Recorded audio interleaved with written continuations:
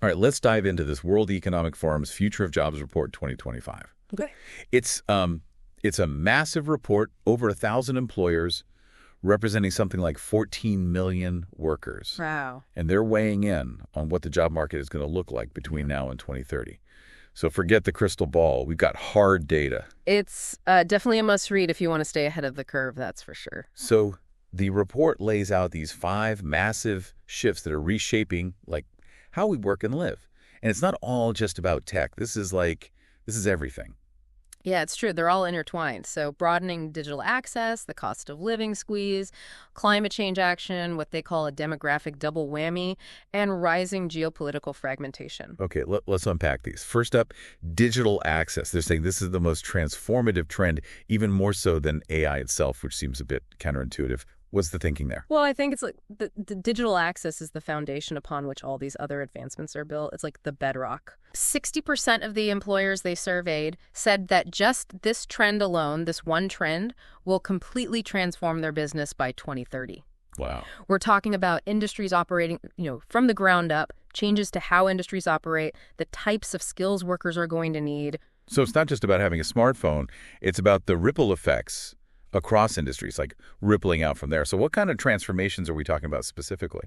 Well, it does get granular. For example, in manufacturing, it's moving towards smart factories, interconnected systems and data analysis. Oh, In healthcare, telemedicine becoming the norm, and AI personalized treatments, even agriculture. We're seeing a move towards precision farming using sensors and data to optimize crop yields. so digital access is the catalyst for all of this tech to actually change how things work.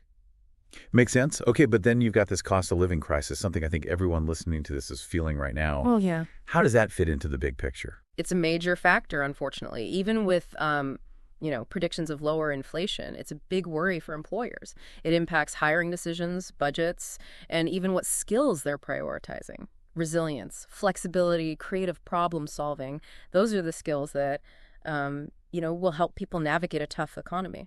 So companies are looking for people who can do more with less, handle uncertainty, and find creative solutions. Yeah. Not really a surprise. Nope. Then there's climate change, which has moved beyond just being an environmental issue. It's reshaping industries, policies, economies. It is. Yeah, the report really hammers home the demand for green jobs, things like renewable energy engineers and environmental specialists. And for the first time, environmental stewardship is listed as a top 10 fastest growing skill.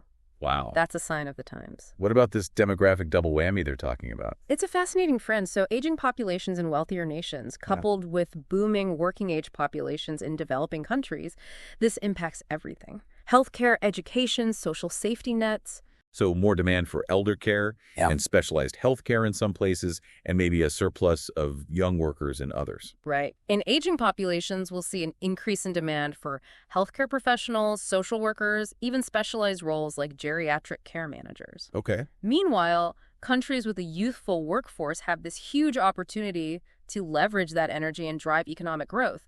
But it requires investment in education, skills development, and job creation. It sounds like a balancing act globally. Absolutely. And then there's geopolitical fragmentation. Not exactly a cheery topic. Not exactly, no.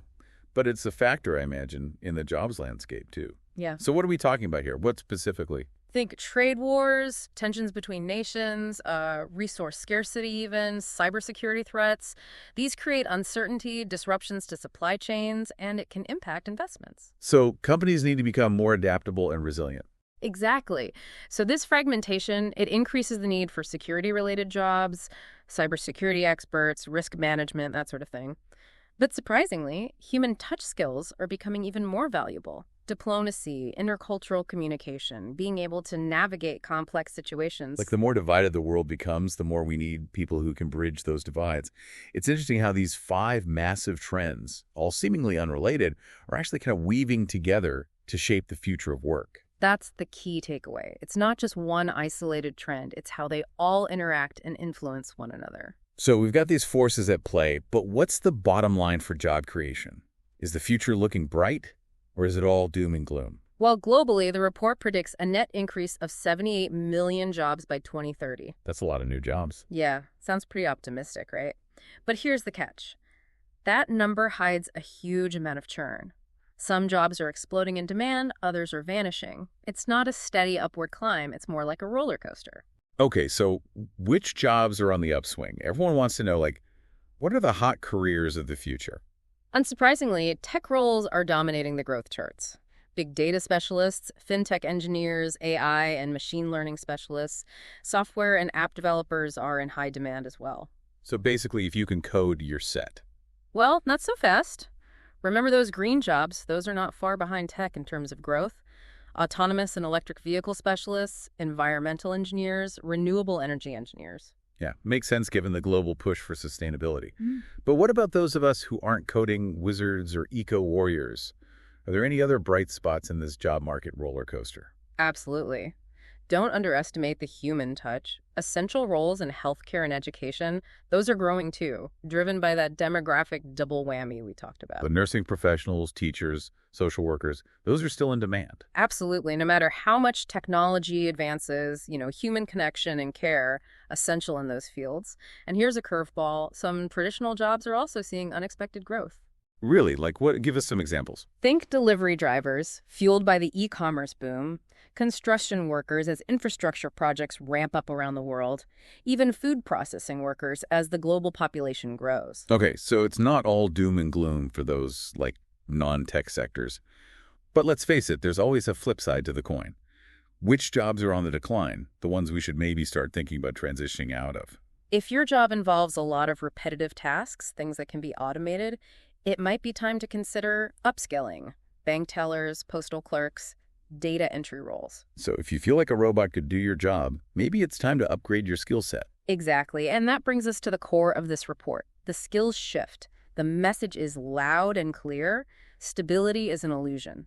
39% of worker skills are expected to change by 2030. Whoa, that's a lot of change. So what skills are we talking about? Is it all coding and algorithms? Tech skills are definitely crucial, no doubt about it. AI, big data, cybersecurity, these are must-haves in this new landscape. But here's the twist.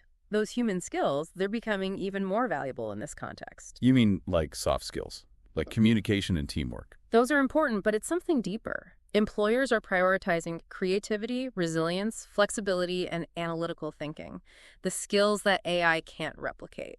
It's like the robots are taking care of the routine stuff, freeing us up to be more human. I like that analogy. And this shift, it's not limited to white-collar jobs. It's happening across the board. What do you mean? We're seeing this move from manual to mental skills in every sector.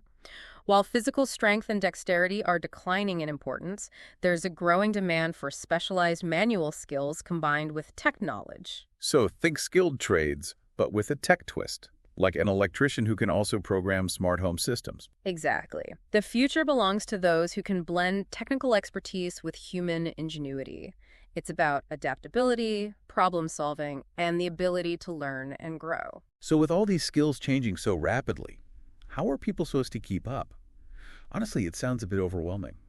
That's where the training tsunami comes in. Okay. The report stresses the importance of what they call the upskilling imperative, and they state that a massive 59 out of every 100 workers will need some form of training by 2030. Wow, 59 out of 100 workers. That's the majority of the workforce. Who's going to pay for all this training? While employers are stepping up, they're realizing that investing in their employees' skills benefits everyone.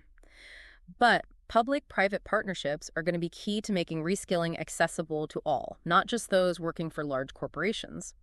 And the report makes a strong case for this, highlighting the positive ripple effects. So upskilling isn't just good for individual workers, it's good for companies' performance and the economy as a whole. Exactly. But are there barriers?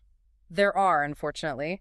The report mentions organizational resistance to change, a lack of clear vision, and even regulatory hurdles that make it difficult to implement large-scale training programs. It's like we know what needs to be done, but actually doing it is another story. Yeah, it requires collaboration, commitment, and a willingness to embrace new approaches to learning and development. Okay, so we've got the tech, the skills, and the training, but what about the elephant in the room, AI? Ah, yes, the AI revolution. It's here to stay, and employers are starting to figure out how to work with it, not against it. But there's so much fear surrounding AI taking jobs. Is that a legitimate concern? It's valid, and the report does acknowledge that some jobs will be lost as AI automates certain tasks. 41% of employers anticipate some level of job displacement. However, the emphasis is shifting towards upskilling the workforce to work alongside AI, not be replaced by it. Okay. In fact, 77% of employers are prioritizing this approach. So it's about finding that human-AI synergy. Precisely. AI might be great at processing data and automating tasks, but it lacks human judgment, creativity, and emotional intelligence. Right, those uniquely human qualities that we were just talking about. And those are only becoming more valuable in this AI-driven world. So AI is a tool, not a job thief. Got it. Oh. But with all these changes, how are companies going to attract and retain talent? It seems like it's a workers' market out there. Everyone's vying for the best and the brightest. You're right. It is a workers' market, and employers are having to get creative to compete. So are we just talking about higher salaries, or is there more to it than that? Pay is definitely part of the equation. The report found that more than half of employers are planning to increase wages to stay competitive.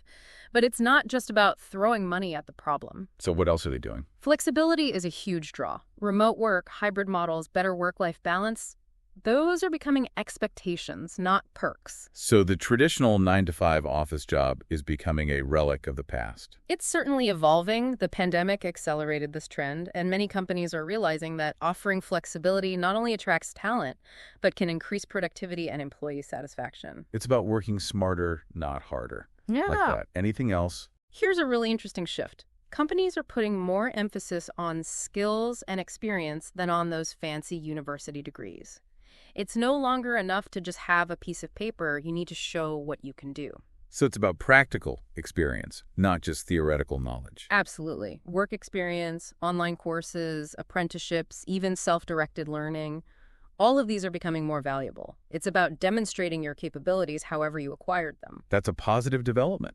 It opens up opportunities for a much wider range of people. Exactly. And this focus on skills, it's also prompting companies to rethink their diversity, equity, and inclusion (DE&I) initiatives. Also. By focusing on skills rather than just credentials, companies can tap into a much more diverse talent pool. They're considering people from underrepresented groups, those with disabilities, or individuals who might not have had access to traditional education but have the skills and the potential. So it's about creating a more inclusive workforce that reflects the diversity of our society. Exactly. And the report highlights that companies are increasingly prioritizing DE&I. It's not just the right thing to do, it makes good business sense. Because diverse teams bring a wider range of perspectives and experiences, which is crucial in a rapidly changing world. You got it. Diversity fosters innovation, creativity, and resilience, all essential for success. So it's a win-win for everyone involved. Absolutely. And this emphasis on DE&I is also influencing compensation strategies. Meaning? Well, the report shows that more than half of employers are planning to increase the share of revenue allocated to wages. So they're willing to pay more to attract and retain top talent, regardless of background. Yes, but it's not just about throwing money around.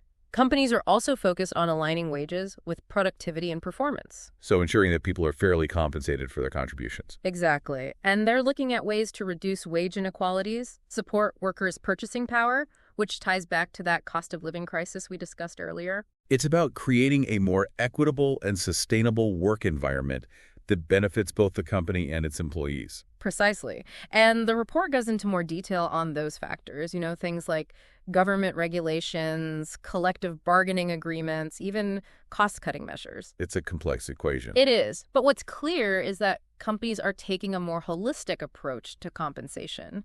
It's not just a paycheck. It's about creating a fair and rewarding experience that attracts and retains the best talent. We've covered so much ground already in this deep dive. Global megatrends, the job market roller coaster, the skills revolution, the impact of AI, and how companies are attracting and retaining talent.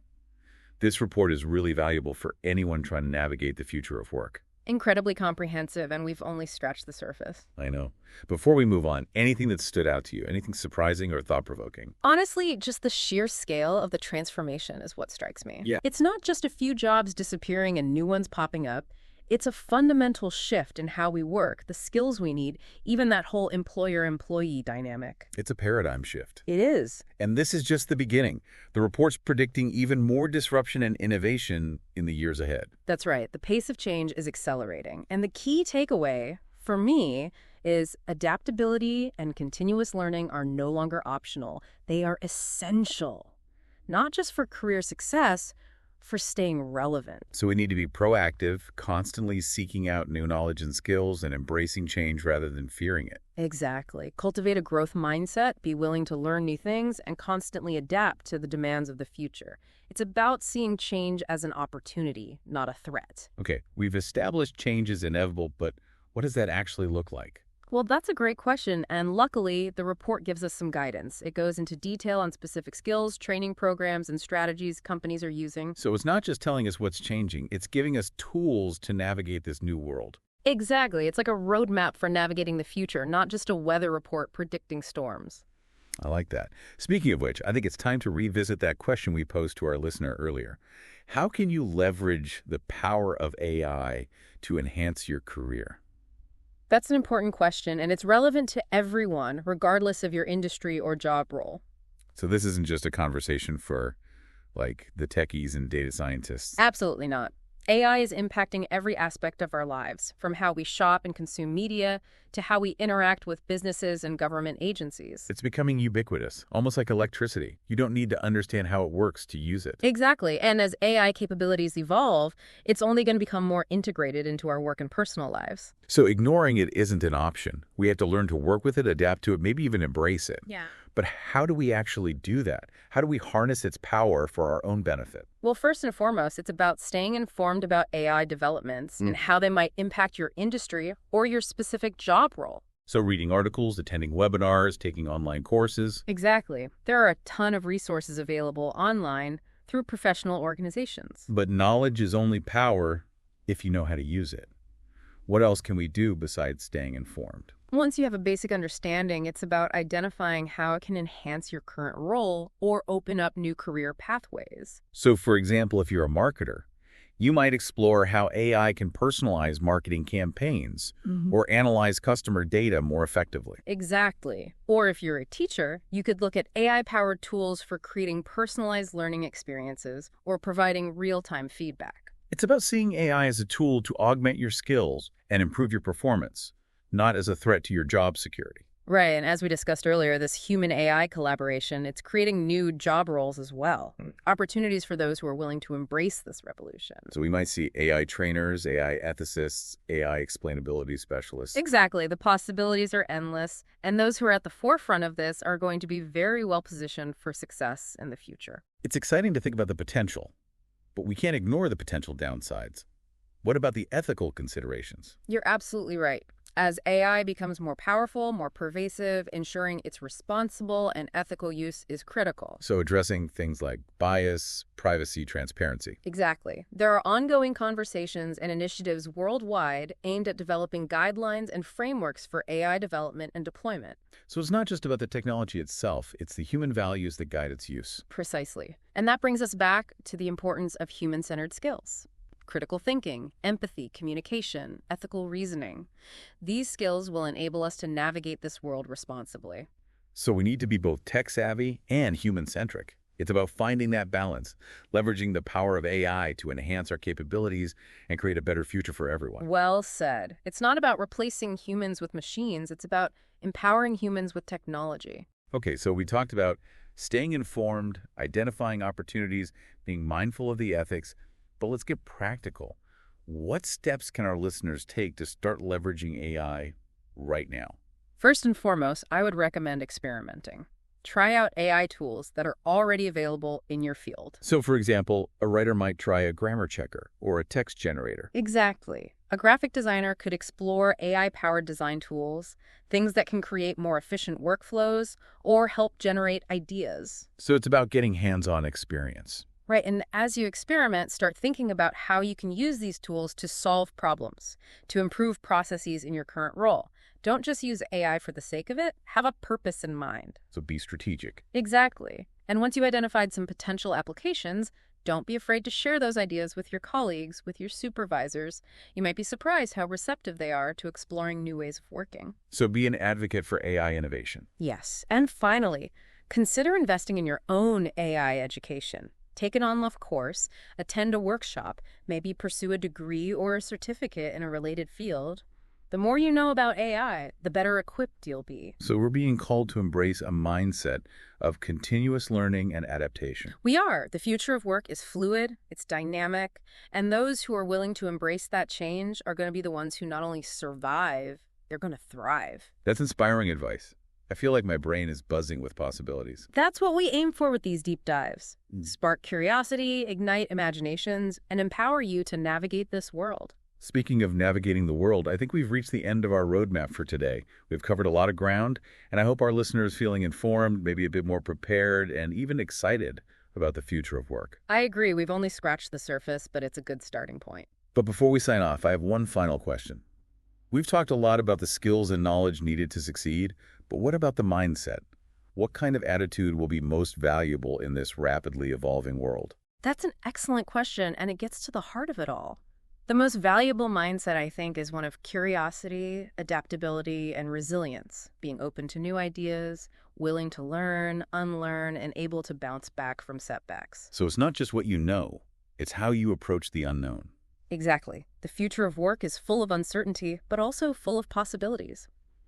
Those who approach it with curiosity and resilience will not just survive, they'll thrive.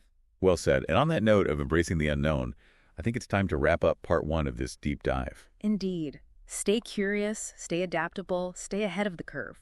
We'll be back soon to dive deeper into specific strategies and tactics for navigating the future of work. That's a great point about mindset. It's something that shines through in this report, too. How so? Well, it doesn't just lay out these global trends. It dives into how those trends actually play out differently depending on where you are and what kind of work you do. So location and industry matter, not a big surprise there, but give me some examples. How does this play out in the real world? Let's take Eastern Asia and Oceania, for example. They're facing this double whammy of aging populations and slower economic growth, talk about a challenge, and they see organizational resistance to change as a major hurdle. So they're dealing with a shrinking workforce and a sluggish economy, but they're not just throwing in the towel. What are they doing to adapt? They're leading the charge in automation.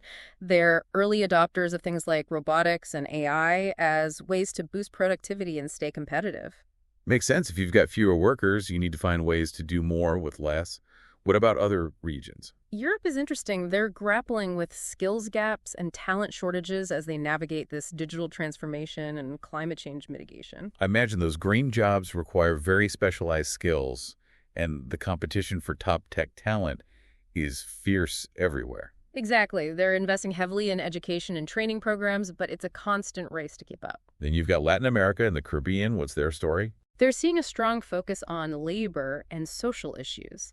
Alongside this digitalization, push skills gaps and outdated regulations are holding them back, but they're putting a lot of effort into upskilling and reskilling their workforce. It's fascinating how each region faces its own unique set of challenges and opportunities. It's not a one-size-fits-all situation. Absolutely. And the same goes for different industries. Each sector is being impacted by these global trends in its own way. Okay, let's get specific. Give me an industry example. How about manufacturing? Advanced manufacturing is at the forefront of adopting AI and robotics, but they're also facing rising costs and a growing need for sustainability. So they need workers who can operate those fancy machines, but also think creatively and sustainably.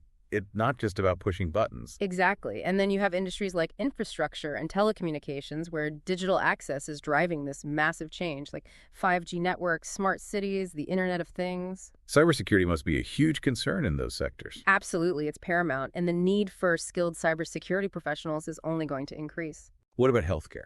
I'm guessing the aging population is a big driver there. You guessed right. The demand for healthcare professionals is skyrocketing, but there's also this growing need for tech integration and data analysis skills. So it's not just about bedside manner anymore. Yeah. Healthcare workers need to be tech savvy too. It's a trend across the board. Even those traditional jobs are being influenced by technology and the need for new skills. This report paints such a detailed picture of the future of work.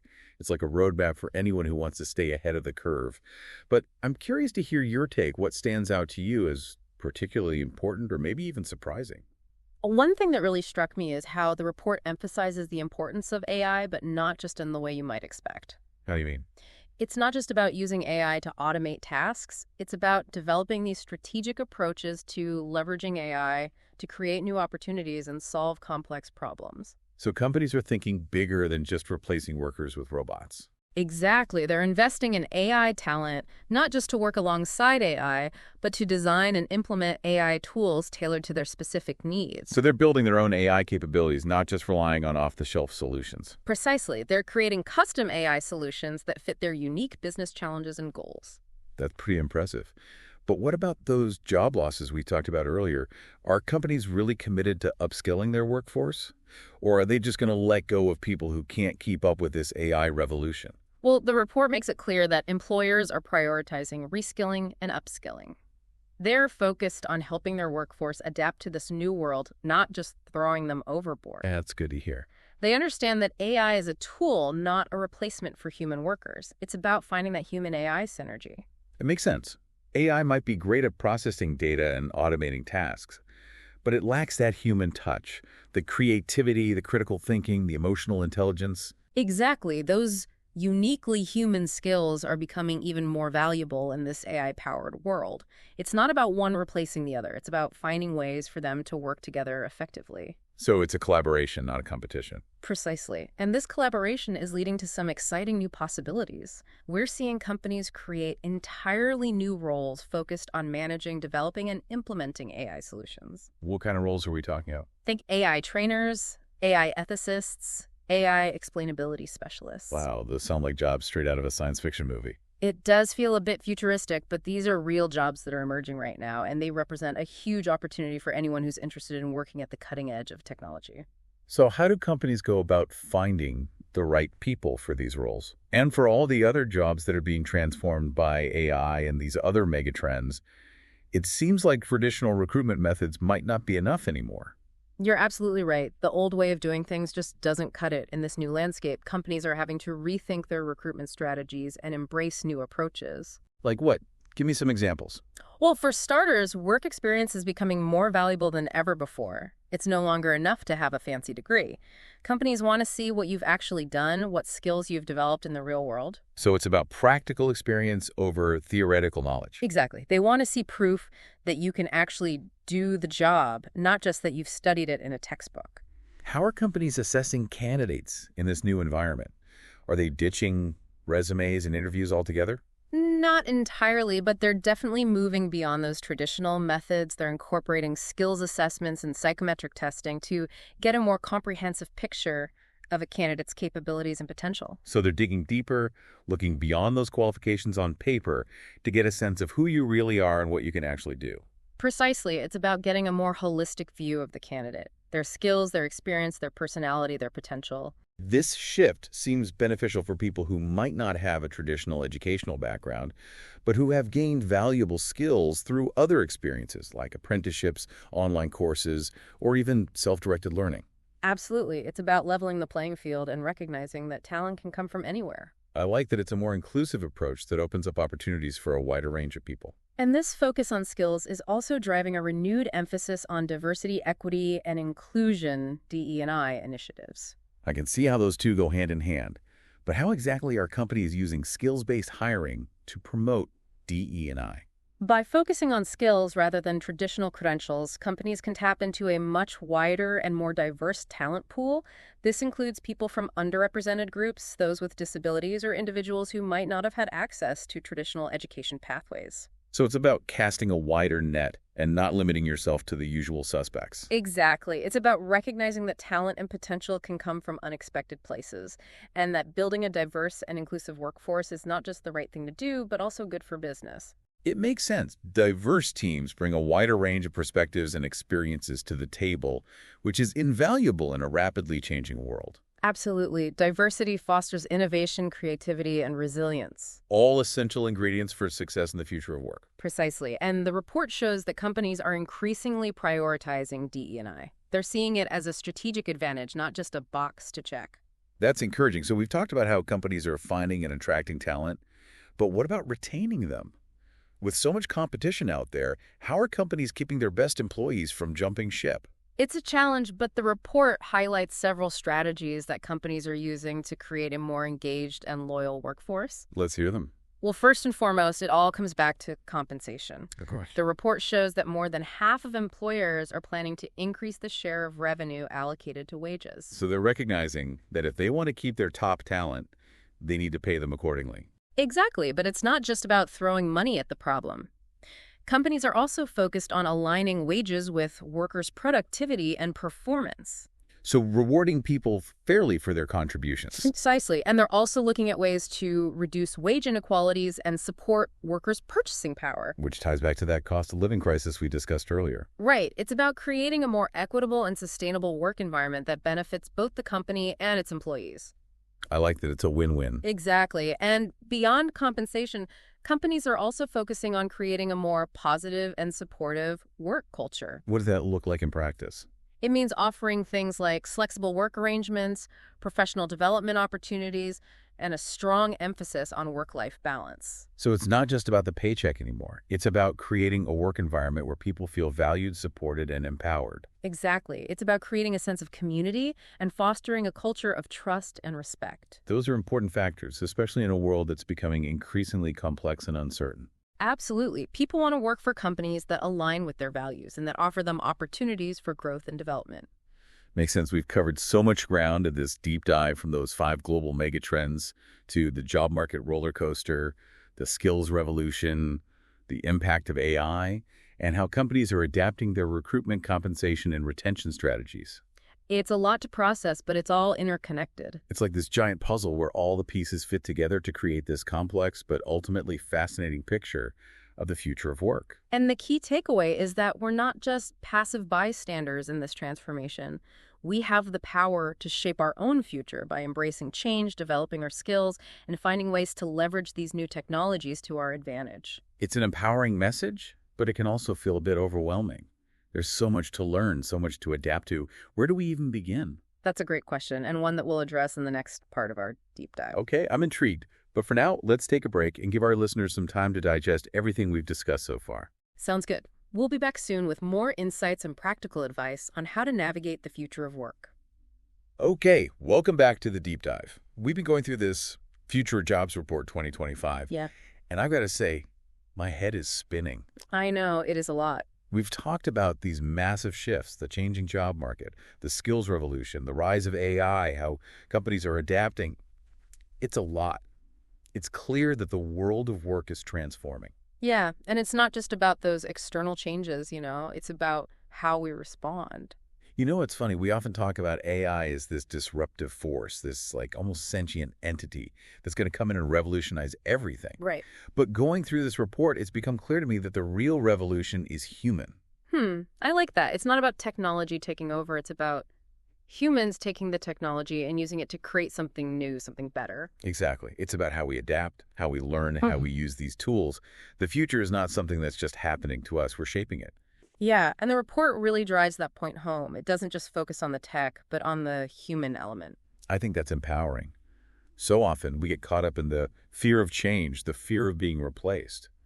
But this report, it's framed as an opportunity for growth, for reinvention, unlocking human potential in ways we haven't even thought of. It is, yeah. It's like a call to action, to step up, embrace the challenge, and see the possibilities that are out there. Yeah.